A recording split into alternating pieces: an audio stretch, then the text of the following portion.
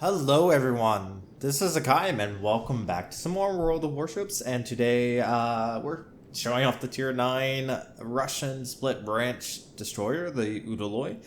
And yes, I know I'm a bit behind on the times. I probably should be showing more recent ships because there's been a crap ton of ships that have been coming out recently. Obviously the Russian split branch on the cruisers, the new additions of the Pomeran, the upcoming U.S.S.R battleships, but yeah, I'm showing a little bit older destroyer. It's been around for a very long time. It's originally was in the main branch of the Russian destroyers, but then it got switched over to the split branch that led to the Grozovoi.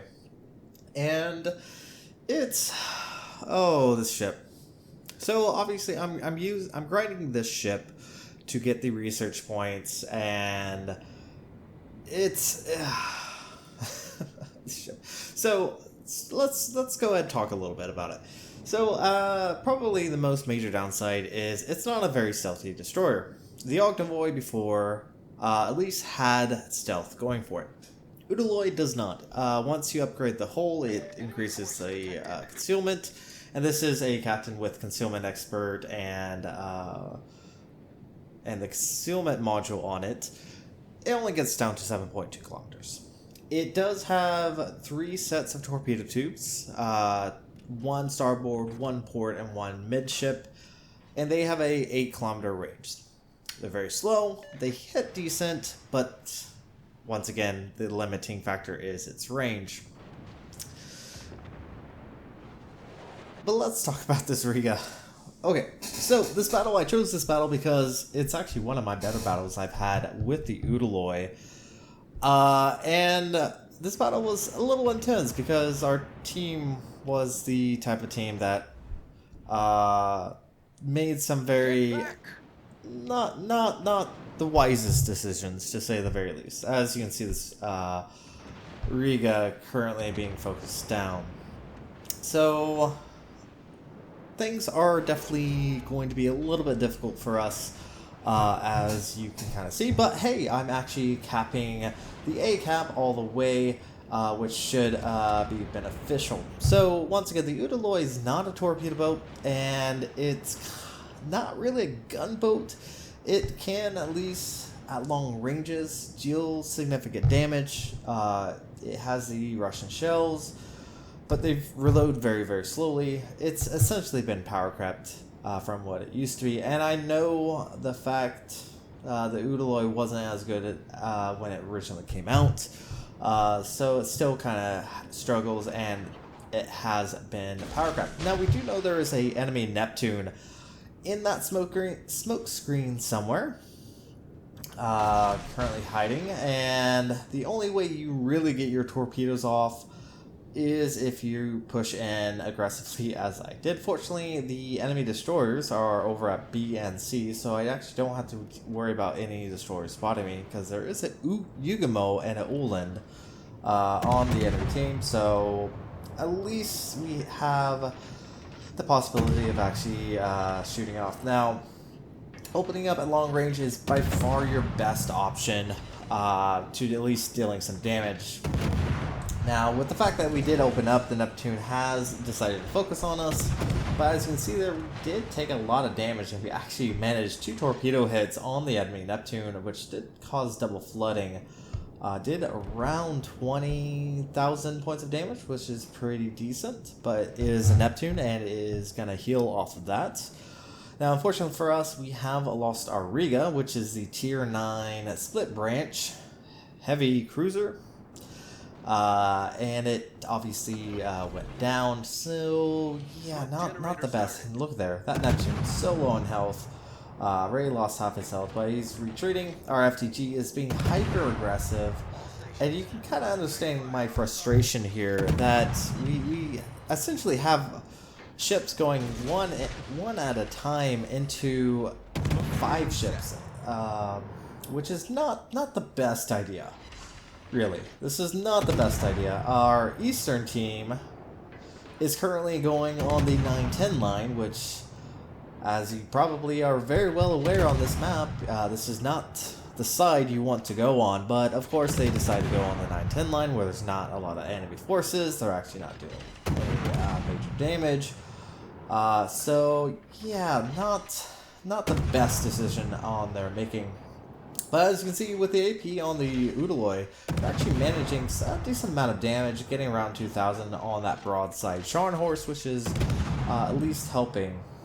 The fire chance on the Udaloi is not amazing either, so you definitely can't rely on it to do a lot of fires, but once again, kind of long ranges is where the Udaloi really kind of sits in. But it's still a stink of a ship. Definitely not my most favorite ship to grind up through, but I think I'm getting a better handle on it considering I've now played it 3 separate times, trying to grind up to the Grozavoy, which I love the Grozavoy, don't get me wrong. I love the Grozavoy. I think it's definitely a far superior ship over the Kobros. Maybe not as powerful as it used to be, but it's still, once again, still a pretty strong ship. But the Udaloi is definitely not the best. Now, unfortunately for our FTG, he lost almost all of his health, but fortunately for him, he is going to at least pull away. Now, the enemy team... the enemy team, I think, probably could have been a bit more aggressive on the A side. They have to have known that the Udaloi was on this side, but they don't really push in, which is beneficial for us because it does mean we are able to main the A cap and we're able to keep up with the points that we're gathering. And now we spotted the Yugumo. Now we do know the Yugumo is coming over towards A, and the Yugumo is a very stealthy ship. So we have to assume he's at least coming over here to at least either attempt to capture A or at least drop torpedoes on our battleships over here. So go ahead and drop both racks of torpedoes. I'm going to try to use the island and get close because once again the Yugumo outspots us quite easily. So let's use the island for our benefit to try to at least sneak up on him and at least cause some initial surprise. Now, obviously with the fact that the Udaloi has separated torpedoes, you can switch sides, and there is a Yugumo, and look at this, beautiful, knocked out the enemy Yugumo, devastating strike. That's our very first kill of the game. And it does mean that we now don't have to worry about a enemy destroyer coming onto the side. Torpedoes are inbound, but we're well able to get out of their path, so we don't even have to worry about that. So that's good. Now our friendly team is actually starting to capture C. After deciding that it was such a great idea to go on the 9-10 line, I believe for the most part, yeah, except for 3 ships, everyone is at C. Yet the enemy team's not really doing much. Now, when I actually played this battle, it was, I believe, in the evening for me, which is actually in the morning for NA server, which obviously, as you're probably well aware, I'm no longer in North America, so I usually have to play with the morning group, which... no offense to the morning group, definitely not when the better players play. The more experienced players play, usually in the evenings. Now, not to say that's always the case, but it's usually the most common occurrence. Now, we do know, once again, the Neptune is currently smoked up. FTG is also coming in. Obviously, FTG does have Hydro, so if he is... or does have it, he can at least actually use his Hydro to spot any torpedoes. Torpedoes are up and ready, so we're going to go ahead and launch both racks again. Now, the Udaloi is actually technically a AA boat. It does have defensive AA, which really means jack dilly shit right now. And it does have a decent range on its AA too, which is 6 kilometers. Stealth on the AA is not that impressive. It's only 2.6. So, I mean, it's really not saying much with just the fact how AA is and carriers and all that jazz. It's really not that great, to be perfectly honest. So, yeah, you could probably spec this towards a boat. We do actually land 2 torpedo hits, bringing our damage up to 88,000 right now. Do know it obviously has to be the Neptune, because the FTG hasn't lost any additional health. So we're going to go ahead and get turned around. And there is a Neptune with 1,000 points of health. He did fire, and let's see if we can get rid of this Neptune. 26 points of health, and of course shatter. That Neptune is running away and healing, and that's so frustrating when you get a shatter, which should have been a kill, but obviously Neptune does get away, which is not really good for us, because once we get rid of this Neptune, then we can definitely harass these battleships. Neptune gets back up to 10,000 points of health. We do know he did Damcom, so that is something to keep in mind. Now, I am well aware of how strong a Neptune can be, but at the exact same time, at this longer ranges, and the fact that we have decent health, we can actually get rid of this Neptune. So yeah, we're definitely going to open up. We're going to get rid of this Neptune as quickly as possible. Probably could have even gone bow end, but we should be fine, because now the FTG is actually running away. We are no longer spotted, and we do claim our second kill of the game. But at the exact same time, we're currently down a ship, but we are catching back up on points because our team has managed to capture C, which is, I think, the only good thing that they've done in this battle overall. Like, that's the one few things they actually managed to do correctly. I will have to give props to this Amagi player, because he actually does a really good job in this battle. And there goes Bioko. So now we're down 2 ships, down nearly 100 points. So we definitely need to try to either get some kills or try to capture B. Probably capping B would be a good choice, because, well, I don't really trust our team. Truth be told, I really don't trust our team, because our team really hasn't been hasn't inspired me with that much confidence. So yeah, definitely a little concerned there. So if we try to at least capture B, that is going to be really beneficial for us, because we can at least win on points. Because I really don't think we are going to win on kills. Because, well, yeah, once again, FTG's not doing the best. FTG is really low in health. If we can get rid of this FTG, that's going to help us out immensely. So, of course, do call it out. Everyone begins to open up. And here's the thing. If you are a light cruiser and you are just going to sail broadside to battleships, don't expect nothing is going to actually come to that. Don't expect that you're going to be able to get away with it, because more than likely, you're not going to get away with it, and you're going to get completely outright decimated by the FTG. And there we go. Yep, Cleveland just sailing broadside in front of 2 battleships, gets killed off by the FTG. Fortunately, Amagi does take out the enemy FTG, which has gained us back more points, but at the exact same time, the enemy team is now capturing C, which does mean that we're no longer gaining as much points as we were before, but we are going to at least step on to B, which is going to limit their point income. And once we fully capture B, that is going to allow us to get a little bit of advantage over them. We're still really close on points, which is really nice, but we're definitely down on ships, which is not so nice. But we do see FTG, Vladivostok, coming down the channel. And with the fact that our torpedoes are reloaded, we can at least attempt to maybe torp this Vladivostok. But at the very least, if the Vladivostok is paying attention, he is probably aware that there is a destroyer down here, and probably is not going to be so brave just to charge directly into B. There we go. Managed to capture B. Now we are starting to gain points at a much increased rate.